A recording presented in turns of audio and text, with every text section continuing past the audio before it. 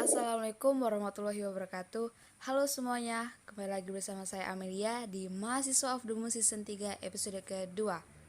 Nah guys, jadi kali ini kami hadir dengan nuansa yang baru versi podcastnya nih. Karena di masa pandemi ini kita diharuskan social distancing dan belum memungkinkan untuk bertemu langsung dengan narasumber kece kita dari jurusan sistem komputer yang kebetulan seangkatan dengan saya, angkatan 2019 sebagai penerima beasiswa. Oke, kita langsung perkenalan saja, Del. Oke, perkenalkan nama saya Della Santika. Umur saya 19 tahun, berasal dari Kabupaten Lahat. Sekarang kuliah di Universitas Sriwijaya, jurusan Sistem Komputer, Fakultas Ilmu Komputer. Oke, Oke, lanjut. oke. Beasiswa apa sih, Del, yang sekarang Dela dapat? Nah, jadi alhamdulillah kemarin bertepatan pada tanggal 1 Juni kemarin ada pengumuman beasiswa Pertamina Sobat Bumi.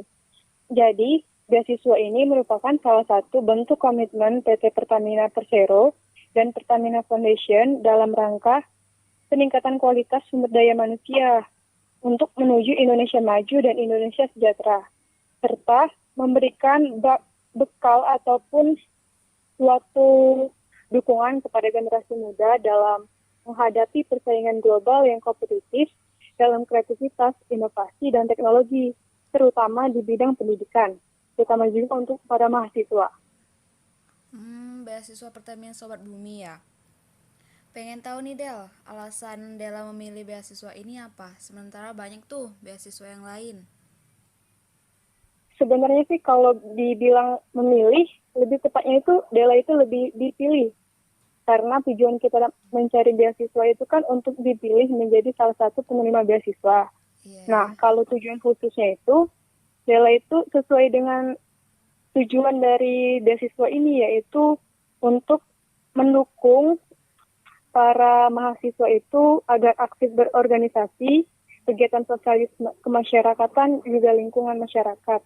Dan bisa membantu juga dalam perekonomian, dalam hal biaya UKT ataupun biaya hidup. Hmm, Kira-kira ada persyaratan khusus nggak, Del, dari beasiswa yang Dela dapat? Kalau persyaratannya tuh kebanyakan kayak beasiswa lain, tapi Ah, untuk beasiswa Sobat Bumi ini sendiri ada beberapa nilai. Nah, jadi beberapa itu ada mahasiswa S1 semester 2, 4, dan 6. Soalnya tahun kemarin beasiswa ini cuma buat semester 4 doang. oh, Sekarang ada 3 semester jadi. iya, iya. Selanjutnya itu ada IPK lebih besar dari 3,0 pada skala 4. Aktif ikut organisasi atau kegiatan sosialisasi kemasyarakatan, tidak sedang menerima beasiswa dari pihak manapun, membuat karya tulis. Nah, ini hal yang paling membedakan beasiswa Sobat Bumi ini dengan beasiswa yang lain, karena di sini kami dituntut untuk membuat suatu karya tulis yang bertemakan aksi kreatif pencegahan, penyebaran, dan penanggulangan COVID-19. Jadi kami itu disuruh buat suatu karya tulis yang paling sedikit itu 4 halaman. Tuh. Dan juga ini bukan untuk seluruh kampus di Indonesia, jadi hanya untuk beberapa kampus yang memiliki atau bermitra kerja dengan Pertamina Foundation. Gitu. Wah, Nah, banyak juga ya persyaratannya. Kira-kira ada kesulitan nggak, Del, saat Dela mengikuti seleksi beasiswa tersebut? kalau dibilang kesulitan, mungkin bukan kesulitan ya, tapi lebih tepatnya itu merupakan tantangan bagi Della.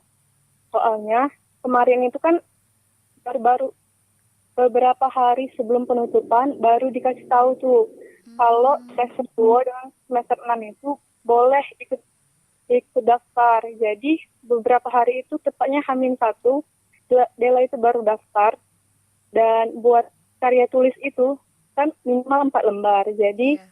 harus dilaksanakan dalam waktu sesingkat-singkatnya. Itu masalah yang pertama. Yang keduanya itu pada saat wawancara. Soalnya waktu itu ada kendala teknis di aplikasi Dela. Soalnya suara Dela itu tidak terdengar pada tipe wawancara. Alhamdulillahnya, tipe wawancara ini masih toleransi waktu dan ramah dan baik banget lah. Jadi waktu untuk Dela wawancara itu diperpanjang gitu. Tapi alhamdulillah berjalan dengan lancar. Iya, ya, alhamdulillah. Nah, ada tips nggak Del agar lolos seleksi dan mendapatkan beasiswa seperti Dela? Pasti banyak pengen tuh yang lainnya. Kalau dibilang tips mungkin ada beberapa yang bisa Dela sampaikan. Jadi, kalau kita itu sebagai mahasiswa, kita harus memiliki nilai akademik dan juga ikut organisasi yang seimbang. Karena dengan keseimbangan antara keduanya dapat menjadikanmu terus maju dan berproses. Jadi kita itu kalau jangan cuma ikut akademik dong. Harus ada kayak sertifikat piagam kan sebelum daftar itu kan juga harus nyertain sertifikat sama organisasi-organisasi gitu. Iya, iya. Nah, buat teman-teman yang lain juga harus banyak-banyak cari info dan yang pasti kerja keras dan tetap nganggap semuanya itu serius. Jangan main-main kalau mau mendapatkan sesuatu yang sangat kita inginkan gitu. Nah, terakhir nih Del, ada pesan-pesan nggak dari Dela untuk teman-teman pejuang beasiswa lainnya?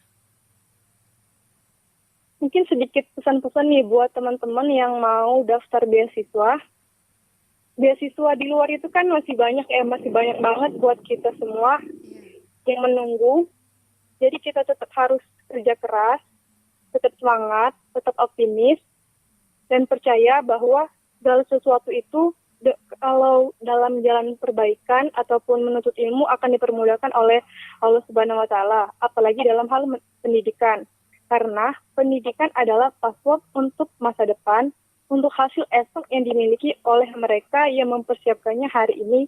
Dan apabila kita jatuh ataupun ditolak, itu merupakan hal biasa dan anggap saja itu suatu pembelajaran karena hidup tidak pernah berhenti untuk mengajarkan. Gitu, Mai. Oh, oke. Oke, sudah selesai. Cukup sekian wawancara kali ini dan terima kasih buat Della sudah meluangkan waktunya untuk diwawancarai. Dah, buat teman-teman jangan lupa di like, komen, dan di subscribe ya. Sampai jumpa di MOTM selanjutnya. Maafin. Wassalamualaikum Assalamualaikum warahmatullahi warahmatullahi wabarakatuh. wabarakatuh. Bye bye.